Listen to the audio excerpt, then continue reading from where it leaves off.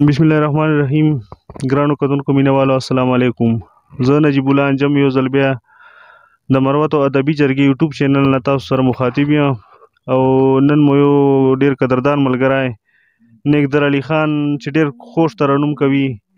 غواړم چې هغه تاسو سره مخامخ کړم او د خپل خوښې طبع کلام تاسو سره په ترنم باندې پیش کړي. ته چې غیر سره دیدن کړې خاندما خوږ اشنا به ګیلمن کړې خاندما هر یو ښکلي ته په لار تجلي تاجا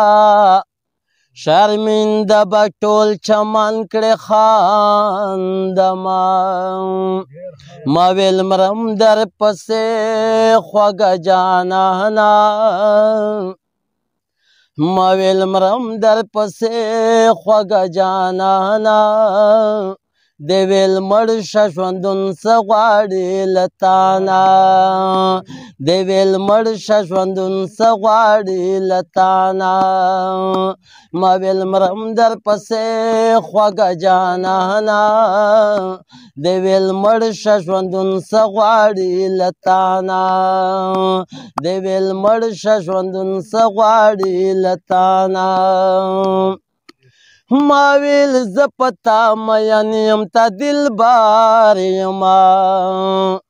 ما ویل زه په تا مین یم تا دلبار یما دی ویل لرې لرې ګرځه مې د خوانا دی ویل لرې لرې ګرځه مې د خوانا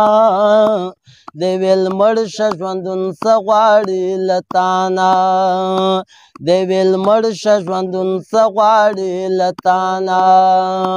ما ویل مرم در پسې خوږه جانانا دی ویل مړ شه ژوندون څه غواړې له تانا دی ویل مړ شه ژوندون څه غواړې له تانا ما ویل زه به دې په غم کې لیونی شما ما ویل زه به دې په غم کې لیونی شما دی ویل زه به دې په کاڼو ولم خانا دی ویل زه به دې په کاڼو ولم خانا دی ویل مړ شه ژوندون څه غواړې له تانا دی ویل مړ شه ژوندون څه غواړې له تان ما ویل مرم در پسې خوږه جانانا دی ویل مړ شه ژوندون څه غواړې له تانا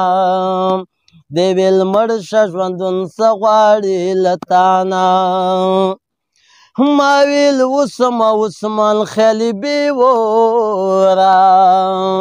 ما ویل اوسمه عثمان خیالي بیوره دی ویل زه به درته ور ولګم ګرانه دی ویل زه به درته ور ولګم ګرانه دی ویل مړ شه ژوندون څه غواړې له تانا دی ویل مړ شه ژوندون څه غواړې له تان ما ویل مرم در پسې خوږه جانانا دی ویل مړ شه ژوندون څه غواړې له تانا دی ویل مړ شه ژوندون څه غواړې له تانا